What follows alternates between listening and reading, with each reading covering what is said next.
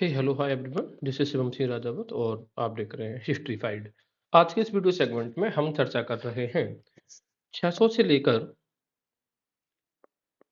600 से लेकर जो 1200 एडी का पीरियड है इन एंशिएंट और अर्ली मिडिवल हिस्ट्री। उसमें जो भी ट्रांजिशंस हुए हैं, उसमें जो भी डायनेस्टीज ने पार्टिसिपेशन किया है, उनके बारे में जनरली इस वीडियो सेगमेंट में हम देखेंगे कि कैसे नॉर्थ इंडिया में हम देखेंगे जो त्रिपक्षीय संघर्ष हुआ है, इसको हम बोलते हैं ट्रिपरटाइट स्ट्रगल। इसमें जो शक्तियां थीं गुर्जर प्रतिहार, पाल और राष्ट्रकूट। इनके बाद फिर कैसे गुर्जर प्रतिहारों का ही जब गुर्जर प्रतिहार अंत में त्रिपक्षीय संघर्ष को जीत जाते हैं, तो इन सबके एरियाज को वो कब्जे में लेकर उत्तर भारत के बड़े एरियाज पे अपना राज्य स्थापित करते हैं। लेकिन जैसे ही नाइन्थ सेंचुरी में, ठीक है ना, 9th या 10th सेंचुरी में जैसे ही गुर्जर प्रतिहारों की शक्ति कम होती है, तो यहाँ से छोटे छोटे साम्राज्य जो निकल कर आते हैं, उनमें हम कह सकते हैं जैसे कि परमार थे, इसके अलावा जो चालुक्य थे, सोलंकी। तो इनका कैसे शासन टूटा और अन्य जो छोटे या बड़े जो राज्य थे उन्होंने अपनी स्थापना करी। इसके अलावा यहीं पर हम बात करेंगे तोमर वंश की, यहीं पर हम बात करेंगे चौहान्स की, कलचुरी जो वंश था उनकी भी बात करेंगे। ठीक है, या फिर जो भी सेन डायनेस्टी कह सकते हैं, बंगाल की में जो सेन डायनेस्टी थी, लक्ष्मण सेन जहाँ के शासक थे, उनकी बात करेंगे और साथ में हम कश्मीर के वंश की शासक, उनकी भी बात हम यहाँ पर करेंगे। तो दूसरी ओर हम डिस्कस करेंगे दक्षिण भारत में, चाहे वो पल्लव्स की बात हो रही हो या फिर जो चालुक्य की बात हो रही हो, राष्ट्रकूट की बात हम करेंगे और साथ में हम बात करेंगे चोलास में। आपकी क्यूरियोसिटी के लिए यहाँ पे बताना ये चलता हूँ, जो चालुक्य हैं इनकी जो भी ब्रांचेस रहे थे, चाहे वो बादामी के चालुक्य रहे थे या फिर कल्याणी के चालुक्य थे या फिर वेंगी के चालुक्य थे, या फिर एक और चालुक्य है लाट प्रदेश जो था वहां के चालुक्यों की बात करेंगे। चालुक्यों की चारों ब्रांचेस को हम डिस्कस करेंगे और यहाँ पे डिटेल डिस्कशन साथ में होगा। और हम ये अभी हम बस क्रम देख रहे हैं, क्रोनोलॉजी को देख रहे हैं कि किस वंश के बाद कौन सा शासक आया और वो कैसे आया। इसके बाद हम डिटेल्ड डिस्कशंस इनकी डायनेस्टी के बेसिस पे और इनके किंग्स के जो भी अचीवमेंट्स रहे हैं उनके बेसिस पे करेंगे। शुरुआत करते हैं अपने सेशन की। तो आपके सामने जो मैप है, वो मैप आपको शो कर रहा है 590 एडी। 590 एडी का मतलब ये है कि गुप्ताओं का एज खत्म हो गया है और अब लेटर गुप्तास यहाँ पे शासन कर रहे हैं, जिनको हम कहते हैं लेट गुप्तास। अगर आप लेट गुप्तास की बात करोगे तो यहाँ पे जो रूलर्स हैं, उन रूलर्स को याद करने का जो तरीका मैंने देखा है वो मैंने किया है पकवान। ठीक है, पी से हमारे सामने आता है पुरुगुप्त, के से आता है कुमारगुप्त सेकंड, और बी से हमारे सामने आएगा बुद्धगुप्त और एम से आएगा नरसिंह गुप्त बालाजित। ये चारों के चारों जो थे इन्होंने बुद्धिस्ट रिलीजन को अपना लिया था और बाद में गुप्त वंश हम देख रहे हैं बहुत ज्यादा कमजोर हमें दिखाई देता है। जब नरसिंह गुप्त बालाजित का शासन खत्म हो रहा होता है तो फिर जो लेट गुप्तास होते हैं ये डिवाइड हो जाते हैं दो पार्ट्स में। एक पार्ट जो कहा जाएगा वो कहा जाता है ये वाला हिस्सा, ये जो मालवा वाला हिस्सा है ये, और दूसरा पार्ट रहेगा इनका ये। तो जनरली दो पार्ट्स में ही शासन अब डिवाइड हो गया और धीरे धीरे इनकी हमें देखेंगे कि ये अपना लगभग अंत कर चुके हैं। गुप्त वंश के शासकों का लगभग अब अंत हो चुका है। तो गुप्त वंश के का जो लेट गुप्त वंश है वहां पर लोग कौन क्या शासन कर रहे हैं वो जरा देखते हैं। यहाँ पर लेट गुप्तास की मैंने बात कर ही ली आपको, मालवास में भी लेट गुप्तास के शासन है और अभी इस एरिया में भी लेट गुप्ता के शासन है। जब लेट गुप्तास के शासन को इसमें ये जो एरिया है इसको हम कह रहे हैं ये असम का एरिया है।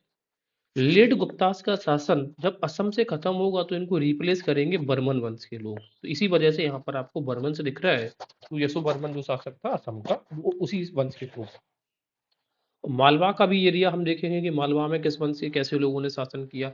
इसके अलावा कन्नौज में हम देखेंगे कि यहाँ पर मौखरी वंश ने अपना शासन एस्टेब्लिश कर लिया। पहले तो गुप्ताओं का पूरा एक एरिया ये हुआ करता था, राइट, लेकिन अब उनका शासन बहुत छोटी जगह पर सीमित रह गया। तो इसके अलावा जो हरियाणा का रीजन है, यहाँ पे आप देखेंगे कि यहाँ पर कुछ बूटीज लोगों ने अपना शासन इस्टेब्लिश कर लिया है। तो आप देखो जो इस थानेश्वर है या जो थानेश्वर है हरियाणा का रीजन, इसमें पुष्पभूति वंश दिख रहा है। यहाँ पर कन्नौज का एरिया जो उत्तर प्रदेश है, गंगा जहाँ से बहती है, कानपुर के आसपास और मथुरा का जो रीजन दिख रहा है यहाँ पे मौखरी दिख रहा है। और यहाँ पे आप और दक्षिण की तरफ आगे यानी कि पाटलिपुत्र, यहाँ पर आपको दिखेगी लेड गुप्तास। और आप जाएंगे ईस्ट की तरफ तो वहां पर आपको असम के रूलर यानी कि बर्मन वंश का शासन। अब आइए हैं मालवा के रीजन में, यहाँ पे भी लेट गुप्तास का शासन है। और दक्षिण सॉरी पश्चिम की अगर हम बात करें तो यहाँ पर मैत्रकास का शासन हो चुका है। ठीक है। और अब दक्षिण भारत की बात करेंगे तो उसी समय यहाँ पर कौन थे, चालुक्य और ये पल्लव से। अब देखने वाली बात हमें ये देखने होगी कि इसी यही वही एरिया है जो पुष्पभूति से धीरे धीरे ये अपना जो पूरा एम्पायर है ये एस्टेब्लिश करेंगे इस एरियाज में। अब आप ये वाला मैप देखो, पुष्पभूतिस का जो वंश था, अब आप इन दो मैच में जरा कंपैरिजन करो। पहले पुष्पभूति सिर्फ इस एरिया में एंगेज है, ये वाला एरिया, लेकिन जब हर्षवर्धन शासन पे आएगा, राजवर्धन नरवर्धन की मृत्यु के बाद, तो आप क्या देख रहे हो यहाँ पर कि हर्ष ने अपना एम्पायर अब बढ़ा लिया। आप इन दो चीजों को कंपेयर करो, जो ग्रीन में मैप्स दिख रहे हैं, दो मैप्स को कंपेयर करो। मेन एरिया तो इनका ये था, लेकिन इनका इन्फ्लुएंस इस पूरे एरिया में हो चुका था। राइट। तो अब हमें देखना ये है कि अच्छा, एक चीज हमें याद रखना कि पहले भी बंगाल का एरिया, जैसे हमें कुमारगुप्त के बहुत सारे जो अभिलेख हैं, यहाँ के दामोदरपुर से बहुत ज्यादा, इस एरिया में दामोदरपुर है, वहां से मिले हैं। तो जब बंगाल के रीजन से गुप्त वंश का या गुप्तों का प्रभाव खत्म हुआ, तो उसको रिप्लेस किया है किसने, गौड़ वंश ने। ठीक है ना, यहाँ का शशांक गौड़ था। राइट। तो मैं फिर से रिपीट कर रहा हूँ, असम के एरियाज में तो बर्मन्स ने रिप्लेस कर दिया गुप्तास को, बंगाल में गौड़ ने कर दिया, इस एरिया में पुष्पभूतिस ने किया था और मौखरीस ने किया था। राइट।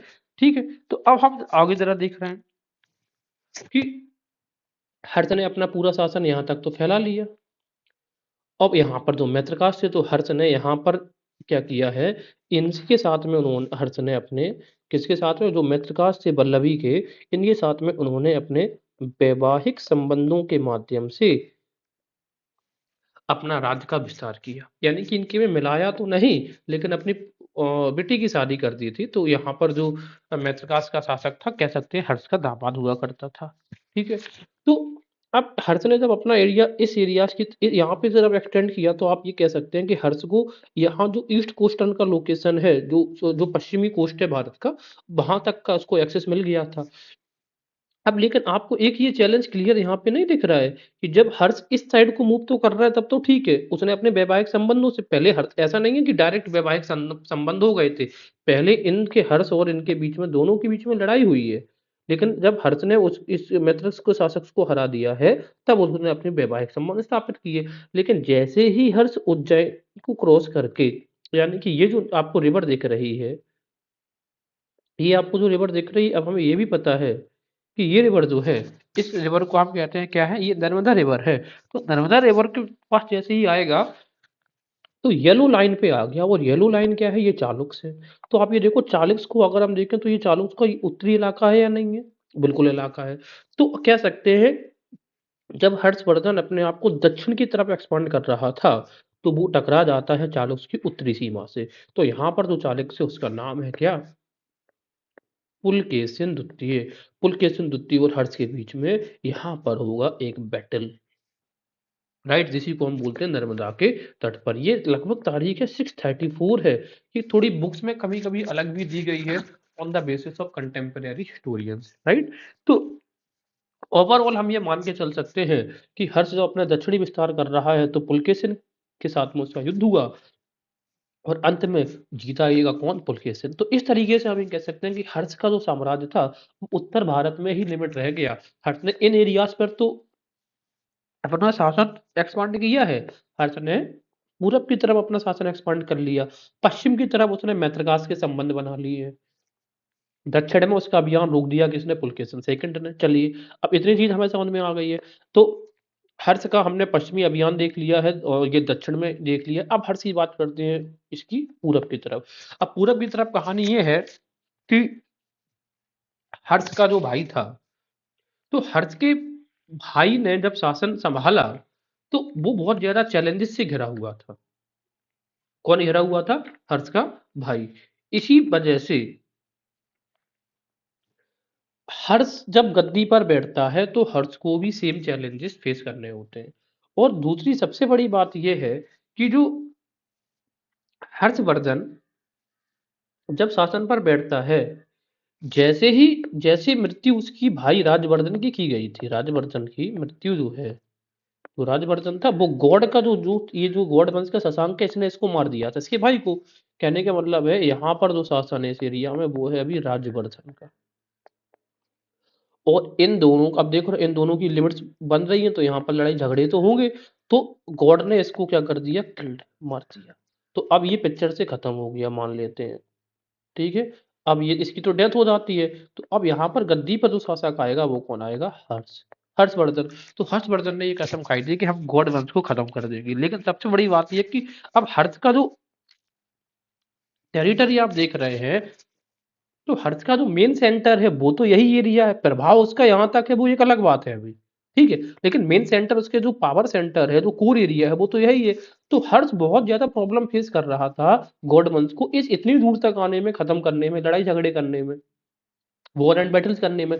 तो हर्ष ने एक टैक्टिस करी जिसको आप डिप्लोमेसी कह सकते हैं। तो हर्ष ने बर्मन जो वंश थे ना, बर्मन वंश के साथ में इन्होंने एक क्या कर लिया, एक संधि कर ली। तो हम ये कह सकते हैं इन दोनों के बीच में एक संधि हो जाती है। और जब संधि हो जाती है तो फिर यही दोनों संधि का परिणाम था कि गॉड को हर्षवर्धन मार देता है। और जब गॉड को हर्षवर्धन मार देता है तो फिर क्या होता है, कुछ देर तक यहाँ पे हर्ष का प्रभाव तो था, लेकिन गॉड को खत्म करने के बाद यहाँ पर जो इमरजेंस होता है, गॉड तो खत्म हो गए, यहीं पर इमरजेंस होता है पाल वंश के शासकों का, जो कि आगे हम पढ़ने वाले हैं। ये चीज समझ में आ गई। तो यहाँ पर पाल वंश का उद्भव कैसे होता है, ये चीज अब तक हम समझ आ चुकी है। अच्छा, अब हमें ये भी देखना है कि जो हर्षवर्धन का जो काल है ना, वो हर्षवर्धन का लास्ट तारीख हमारे पास 647 एडी है। कितना एडी है, 647 एडी है। और जो पाल डायनेस्टी है, पाल डायनेस्टी का उद्भव हम जो है वो लगभग 750 एडी से मानते हैं। तो बात चीज समझ में आ गई। अब हमने, अब एक बार मैं फिर से इसको समराइज कर रहा हूँ। पहले हर्षवर्धन का मौखरी जो पुष्पभूति थे इनका शासन कोर एरिया थानेश्वर था। बाद में उन्होंने अपना एक्सपेंड किया बहुत ज्यादा एरिया, लेट गुप्तास को भी अपने अंडर यानी कि पाटलिपुत्र तक एक्सपेंड कर लिया। तो उसकी जो पूर्वी सीमा है वो गौड़ वंश के लोगों के साथ में लाइक टकराव होने लगा। तो गौड़ वंश का जो शासक था उसने हर्षवर्धन के जो भाई था राजवर्धन उसको मार दिया था। तो हर्षवर्धन ने गौड़ वंश को मार दिया। तो जब गौड़ वंश के शशांक की मृत्यु हो जाती है तो गौड़ वंश खत्म होने के बाद यहाँ पर उद्भव होता है किसका, पाल वंश के लोगों का। राइट। तो इस तरीके से 750 एडी में हम एक नया वंश देख रहे हैं, पाल वंश in the region of Bengal, ठीक है। अच्छा, आगे हम देखते हैं। जैसे ही हर्ष अपना पश्चिम की तरफ बढ़ता है तो यहाँ पर लड़ाई होती है मित्रकश के साथ में। तो मित्रकश के साथ में उन्होंने क्या किया, वैवाहिक संबंध स्थापित करके अपना एरिया एक्सपांड कर लिया, ठीक है। देखिए मित्रकाश को अपने एरिया में नहीं मिलाया था, लेकिन अब ये दोनों चूंकि रिश्तेदार हो गए हैं, तो हर्ष को यहाँ से कोई भी खतरा खत्म हो गया है। अब ट्रेड वगैरह के लिए इस एरिया को यूटिलाइज कर सकता है, ये जो समुद्र का इलाका है। लेकिन जैसे ही हर्ष ने अपने दक्षिण की तरफ अभियान बढ़ाया तो उसी समय शासन कर रहे हैं कौन, चालुक्य। तो चालुक्य जब शासन कर रहे हैं तो चालुक्य, और कौन शासन कर रहा है, पुलकेशिन सेकंड। तो पुलकेशिन यानी कि हर्ष का देखो दक्षिण एरिया इस साइड का, और चालुक्य का देखो आप उत्तर का एरिया, ये दोनों आपस में टकरा रहे हैं। तो दोनों की झगड़े लड़ाई होगी, एक बैटल कहाँ, नर्मदा के तट पर होगा 634 एडी में। और यही नर्मदा के बैटल का जो वर्णन है वो याद रखना है कि हमें पूरे हर्षचरित में कहीं नहीं मिलता है। हर्षचरित जो पुस्तक लिखी गई थी उसका तो दरबारी कवि था बाणभट्ट, उसमें कहीं पर हमें इसका रिफरेंस नहीं मिलता है। तो फिर हमें इसका रिफरेंस कहाँ पे मिलता है, इसका रिफरेंस मिलता है कौन, जो पुलकेशिन सेकंड का, पुलकेशिन सेकंड का एहोल इंस्क्रिप्शन है। एहोल इंस्क्रिप्शन है जो कि किसने लिखा है, रवि कीर्ति ने लिखा है। जहाँ पे रवि कीर्ति अपने आप को कालिदास और दंडी के समकक्ष खड़ा करता हुआ दिखता है वहां पर। अब कहने का मतलब ये क्यों नहीं है हर्षवर्धन के हर्षचरित में। अब एक चीज मुझे ये बताइए कि जब कोई भी शासक, लाइक हम ये मान के चलें कि अगर हर्षचरित लिखी गई है, हर्षचरित लिखी गई है, तो लिखी किसने है, बाणभट्ट ने। तो मुझे एक चीज बताओ, और बाणभट्ट कौन है, हर्ष का दरबारी कवि है। तो दरबारी कवि के अपने राजा की कभी कोई इंसल्ट वाली चीज हो या उसकी पराजय के बारे में वर्णन नहीं करेगा, वो उसको एग्जाल्ट करेगा, उसकी बड़ाई करेगा, तारीफ करेगा, प्रशंसा करेगा। और यहाँ पर भी वही केस है। तो हरचरित में तो नहीं लिखा गया कि भाई मेरा जो राजा था वो पुलकेशिन से हार गया था, लेकिन जब पुलकेशिन ने हरा दिया था किसको, हर्ष को। तो इस बात की गणना या इस बात का उल्लेख रवि कीर्ति आखिर क्यों ना करे। तो रवि कीर्ति ने तो अहोल में करवा दिया था, मंदिरों की दीवारों पर लिखवा दिया था। तो ये चीज हमें ओवरऑल समझ में आ गई है। तो हम ये देख रहे हैं कि किस तरीके से हर्ष की जो क्लासेस हैं आसपास के राज्यों के साथ हो रहे थे और कैसे हर्ष ने अपना एरिया को एक्सपांड किया, लेकिन दक्षिण का अभियान उसका चालुक्य पुलकेशिन द्वितीय ने रोक देता है। दूसरी बात हम ये देख रहे हैं यहाँ पर कि जैसे ही हर्ष और ये चालुक्य और जो पल्लव्स है, अब यहाँ पर अब देखो चालुक्य की तो बात हो ही गई है। अब देखो उत्तर भारत हम कवर कर चुके हैं, हर्ष को कवर किया है, मैत्रकाश को कवर किया, गौड़ को कवर किया और बर्मन्स को कवर कर लिया, ठीक है। अब यहाँ पर देखते हैं चालुक्य और पल्लव्स। चालुक्य और पल्लव जो है, इनकी राज्यों की जो स्थापना की हम बात कर रहे हैं, तो ये जो चालुक्यों की सबसे पहले राजधानी देखो बादामी, तो इनको हम बोलते हैं बादामी के चालुक्य। और इनकी स्थापना हुई है लगभग 550 और ये वंश चलेगा लगभग 700 एडी तक। ये सारे डेट्स अब एडी में ही चलेंगे, ठीक है। तो ये चीज समझ में आ गई हमें। वहीं पर अगर हम पल्लव्स की बात करेंगे तो पल्लव्स का जो राज्य है वो भी लगभग 600 एडी में इसकी स्थापना हुई है। और 897 एडी यानी कि लगभग 9th सेंचुरी कंप्लीट होने वाली है। इनका जो लास्ट शासक था, पल्लव्स का जो लास्ट शासक है, लास्ट रूलर है, उसका नाम है अपराजित। क्या नाम है? अपराजित। अभी तो अपराजित को मार दिया जाएगा, और मारा किसके द्वारा जाएगा ये भी देखने की बात है। तो मारेगा कौन? अपराजित को मार दिया जाएगा आदित्य फर्स्ट के द्वारा। अब आदित्य जो फर्स्ट है, ये असल में ये चोल रूलर है। तो इस तरीके से चोल वंश अपने आगे बढ़ेगा।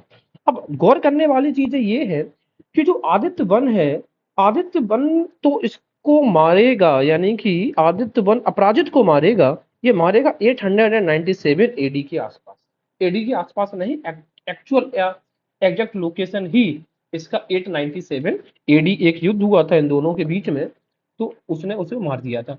इसी वजह से आदित्य प्रथम को कहा जाता है कि ये वास्तविक रूलर है जिसने चोल वंश को पल्लव से आजाद कराया। यानी कि ये समझना होगा कि पहले जो चोल शासक हैं, ये पहले पल्लवों के अधीन थे, यानी कि ये इनकी फ्यूडल्स हैं। और ये जो फ्यूडलिज्म का जो चोला है वो उतार फेंकता है कौन? तो आंसर है हमारे सामने आदित्य वन। इसी वजह से कहा जाता है कि इसने आदित्य वन ने मार दिया था, और इसी वजह से इसको बहुत सारी उपाधियों से विभूषित किया जाता है, जैसे टोंडे नाडु यानी कि टोंड पर आक्रमण करने वाला। इसके अलावा इसको बोलते हैं नर केसरी। इसके अलावा हम इसको बोलते हैं कोदंड राम, ठीक है। तो ये हम कह सकते हैं कि पल्लवों से आजाद कराने वाला कौन शासक था? तो आप ये कहोगे कौन? अपराजित। ये चीज समझ में आ गई हमें। तो अब हम यहाँ पर एक नया वंश हमारे सामने कौन प्रकट हो चुका है? हम कहेंगे चोल वंश एक नया वंश आ गया है, ठीक है। तो देखिए, चालुक्य और पल्लव्स की कंटिन्यू लड़ाई रही है, ठीक है। और पल्लव्स का जब शासन खत्म होगा तो पल्लव के शासन को रिप्लेस कौन करेगा? चोल वंश के लोग करेंगे, यानी कि चोल। आप ये भी कह सकते हैं कि पल्लव्स के बाद किस कौन शासन कर रहा है इस एरिया में? इस एरिया को देखना जरा, पल्लव्स के बाद कौन शासन कर रहा है? चोल शासन कर रहा है। लेकिन देखो, चालुक्य और चोल की लड़ाई है, और यहाँ पर देखो ये पांडव्स दिख रहे हैं, पांडवास, सॉरी पांड्यास। तो पांड्यास का भी एक तरीके से लड़ाई रहेगी किसके साथ में? पल्लव्स के साथ में। तो जब इसी तरीके से आप देखेंगे जो चोल है, ये जो चोल्स का एरिया दिख रहा है, चोल का कंटिन्यू लड़ाई पांड्यास के साथ में भी रहेगी। और यही कारण है कि शुरुआती दौर में जो परांतक रहेगा, एक युद्ध हुआ था कहाँ पे? वेलूर में। और चोल का कौन सा शासक है? परांतक फर्स्ट। तो बेलूर का जो युद्ध हुआ था, इसमें इसने पांड्या जो रूलर था उसका नाम था राज सिंह द्वितीय। इसी पांड्या रूलर को, और साथ में अब पांड्यास के संबंध हो गए थे श्रीलंका में, तो जो श्रीलंका का शासक था, उस शासक का जो नाम था वो नाम था कश्यप पंचम। तो इन दोनों को परांतक ने क्या कर दिया था? परांतक ने इन दोनों को हरा दिया था, ठीक है ना। तो इसी वजह से हम परांतक को बोलते हैं कि रियल में इनकी लाइक पांड जो थे ना, पांड को खत्म करने वाला, या कह सकते हैं कि पांड्यास पर अटैक करके और चोल्स का एक्सटेंड करने वाला ये रूलर हम इसी वजह से परांतक फर्स्ट को मानते हैं। और ये जो कहानी है बेलूर का युद्ध है, वो है लगभग 915 ईडी का, ठीक है। तो इसी वजह से हम कह सकते हैं कि द्राविड़ देश में चोल आधिपत्य की स्थापना करने वाला कौन है? परांतक फर्स्ट है। अब देखो दो चीजें जरा देखो चोल शासकों में। जब हम ये कह रहे हैं कि पल्लव से स्वतंत्रता दिलाने वाला है कौन? आदित्य वन। क्यों? आदित्य वन वर्सेस अपराजित। तो आदित्य वन ने अपराजित को हरा दिया था। अपराजित कौन है? पल्लव का लास्ट शासन है। लेकिन जब हम कहते हैं कि चोल आधिपत्य स्थापित करने वाला, यानी कि चोलों का जिसने, ऐसा व्यक्ति जिसने चोलों का इन्फ्लुएंस को एस्टेब्लिश कर दिया, वो कब करेगा? जब पांड्यास और कश्यप पंचम में जो था श्रीलंका का, इन दोनों को एक साथ हराया किसने? परांतक फर्स्ट ने। तो दोनों से क्वेश्चन पूछे जाते हैं, उनके टर्म्स में याद रखिएगा हमें। तो हमने इस तरीके से देखा कि पल्लव वंश के पतन के बाद किस प्रकार से चालुक्य ने अपना शासन स्थापित किया उसी रीजन में, और बाद में इन्होंने कैसे पांड्यास की शक्ति को भी डाउन ट्रोडन किया। इसके साथ में एक चीज और आगे चलेंगे, लेकिन जब चोल्स का शासन लगभग 1200 या 1250 एडी में लगभग जब इनका खत्म होगा, तो दोबारा से इन्हीं शासन को इसी एरिया में दोबारा से पांड्यास, इस एरिया को, एरियाज पे जब चोल का वंश खत्म होगा तो इस एरिया पे आ जाएंगे होयसल्स। होयसल्स, ठीक है ना। तो 40 का जब शासन खत्म होगा, ये दो भाग में बढ़ जाएगा, चोल में और ये पांड्यास में। समझ में आ गया? मैं फिर से रिप्लाई दे रहा हूं कि चोल ने पांड्यास को हराया, लेकिन बाद में पांड्यास ने ही चोल्स के शासन का अंतिम अंत किया और इस एरिया को कब्जा लिया था होयसल ने। तो चोल्स के बाद कौन आए? होयसल। अब जरा इसको समराइज करने की हम कोशिश करते हैं। तो इसका समराइज जब हम करेंगे तो वो समराइज कैसे कर रहे हैं हम जरा देखते हैं। ये पल्लव से पल्लव का अंतिम होगा तो चोल शासक आएंगे, यानी कि ये चोल आएंगे। जब तो चोल ने क्या किया है कि पल्लव को तो हटा ही दिया है, और साथ में चोल ने पांड्यास को भी खत्म कर दिया है, और साथ में फिर चोल अपना शासन करेंगे 1250 तक। 1250 में चोल का अंत होगा, और चोल का अंत दो पार्ट्स में होगा, एक पांड्यास और इस एरिया में आएंगे होयसल्स। तो ये तरीका है, ठीक है। फिर आप याद करो अलाउद्दीन खिलजी के आक्रमण पड़ते हैं, होयसाल, द्वार समुद्र, वीर पांड्य वगैरह, ये शासन तब दोनों ये राज बने रहे थे। क्वेश्चन पूछा जाएगा कि चोल्स के बाद उस चोल्स का साम्राज्य किन दो शक्तियों में विभाजित हो गया, तो आंसर होगा पहला होयसालेश्वर या होयसल्स, ठीक है, और दूसरा है पांड्यास। तो हमने ये देख लिया दक्षिण भारत की, तो हमने पूरी कहानी समझ ली है।